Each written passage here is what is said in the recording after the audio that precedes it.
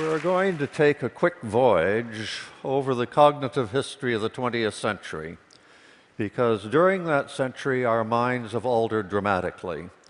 As you all know, the cars that people drove in 1900 have altered because the roads are better and because of technology. And our minds have altered too. We've gone from people who confronted a concrete world and analyzed that world primarily in terms of how much it would benefit them, to people who confront a very complex world.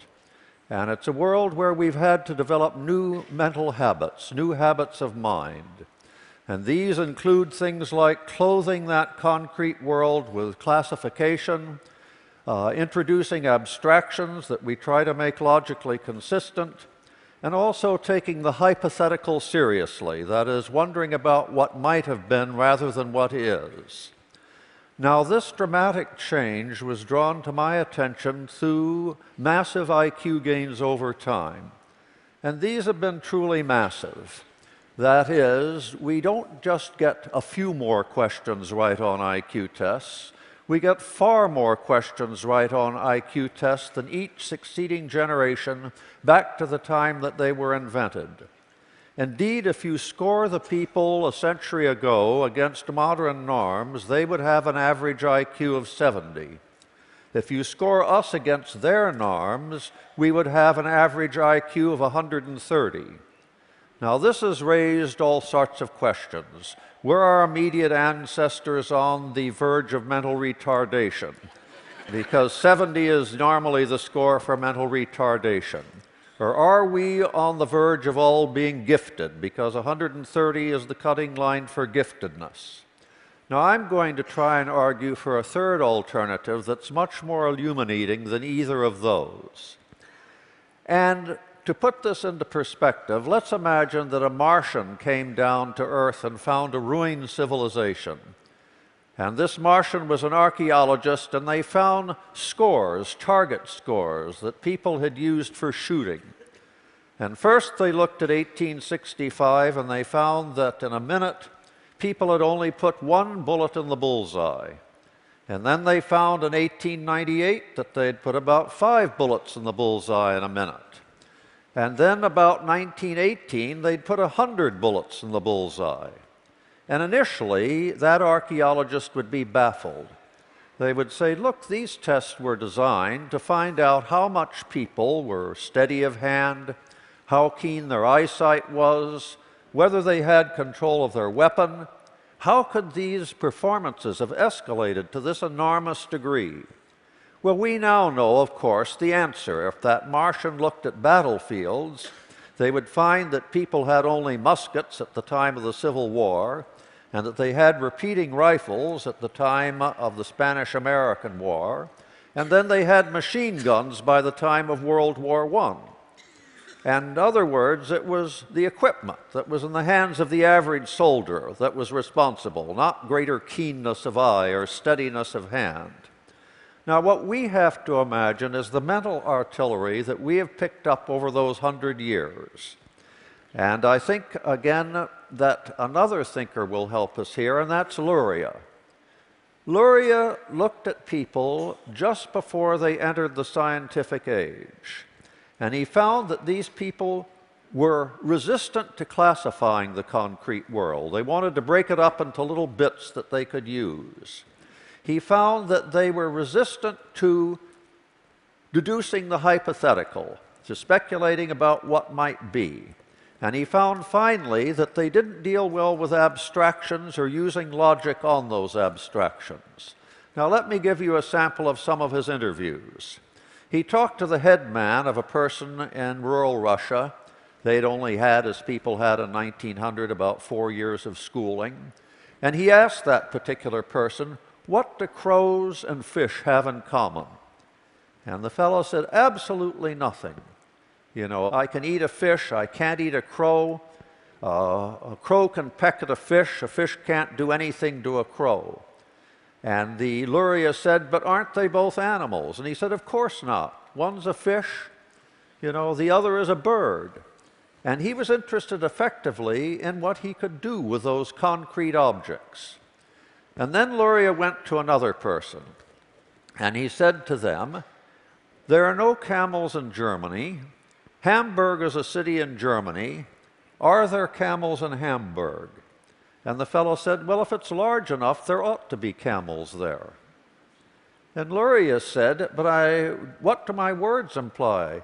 And he said, "Well, maybe it's a small village and there's no room for camels." In other words, he was unwilling to treat this as anything but a concrete problem. And he was used to camels being in villages, and he was quite unable to use the hypothetical, to ask himself, what if there were no camels in Germany? A third interview was conducted with someone about the North Pole. And Luria said, "At the North Pole there is always snow. Wherever there is always snow, the bears are white. What color are the bears at the North Pole?"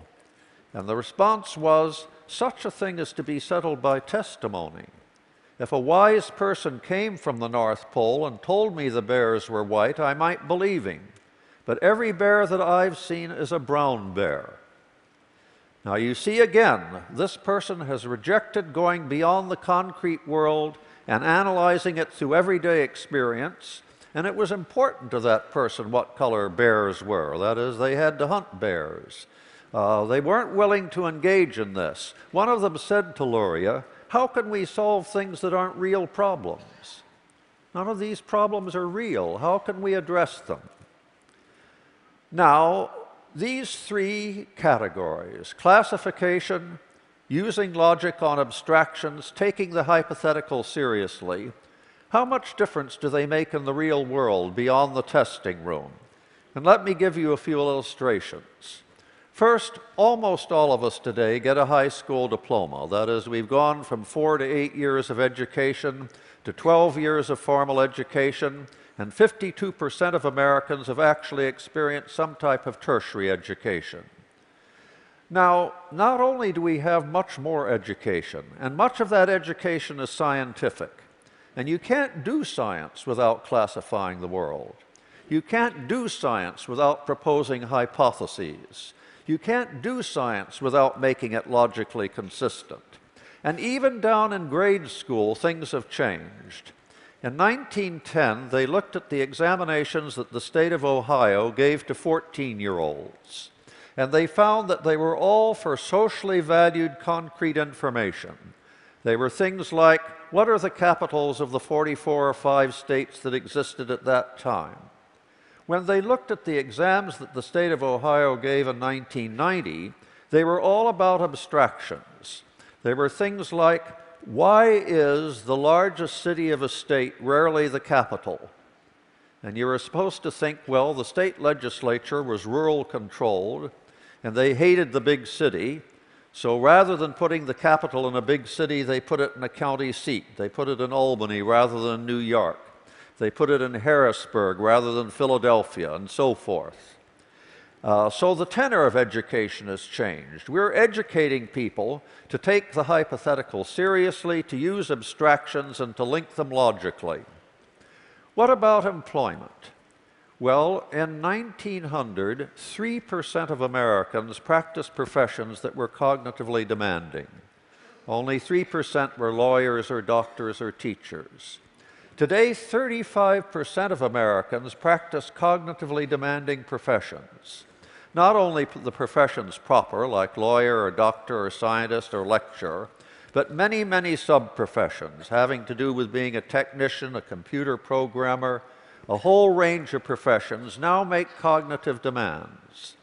And we can only meet the terms of employment in the modern world by being cognitively far more flexible. And it's not just that we have many more people in cognitively demanding professions. The professions have been upgraded. Compare the doctor in 1900, who really had only a few tricks up his sleeve, with a modern general practitioner or specialist with years of scientific training.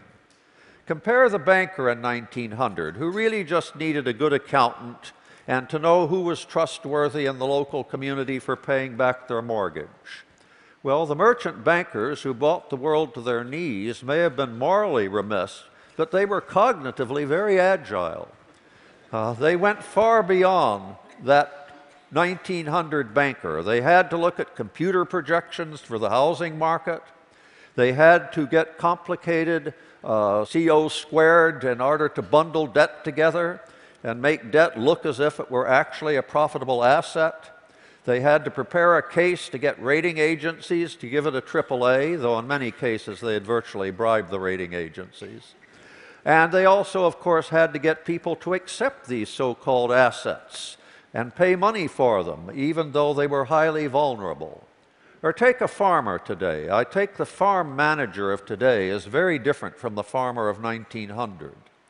So it hasn't just been the spread of cognitively demanding professions, it's also been the upgrading of tasks like lawyer and doctor and what have you that have made demands on our cognitive faculties. But I've talked about education and employment. Some of the habits of mind that we have developed over the 20th century have paid off in unexpected areas. I'm primarily a moral philosopher. I merely have a holiday in psychology, and what interests me in general is moral debate. Now, over the last century in developed nations like America, moral debate has escalated because we take the hypothetical seriously. And we also take universals seriously and look for logical connections. When I came home in 1955 from university at the time of Martin Luther King, a lot of people came home at that time and started having arguments with their parents and grandparents. My father was born in 1885, and he was mildly racially biased. As an Irishman, he hated the English so much he didn't have much emotion for anyone else. But he did have a sense that black people were inferior. And when we said to our parents and grandparents, "How would you feel if tomorrow morning you woke up black?" they said, "That is the dumbest thing you've ever said." Who have you ever known who woke up in the morning that turned black? In other words, they were fixed in the concrete mores and attitudes they had inherited. They would not take the hypothetical seriously. And without the hypothetical, it's very difficult to get moral argument off the ground. You have to say, you know, imagine you were in Iran, and imagine that your relatives all suffered from collateral damage, even though they had done no wrong. How would you feel about that? And if someone of the older generation says, well, our government takes care of us and it's up to their government to take care of them, they're just not willing to take the hypothetical seriously. Or take an Islamic father whose daughter has been raped and he feels he's honor-bound to kill her. Well, he's treating his mores as if they were sticks and stones and rocks that he had inherited, and they're unmovable in any way by logic. They're just inherited mores. Today we would say something like, well, imagine you were knocked unconscious and sodomized. Would you deserve to be killed? And he would say, well, that's not in the Quran. You know, that's not one of the principles I've got.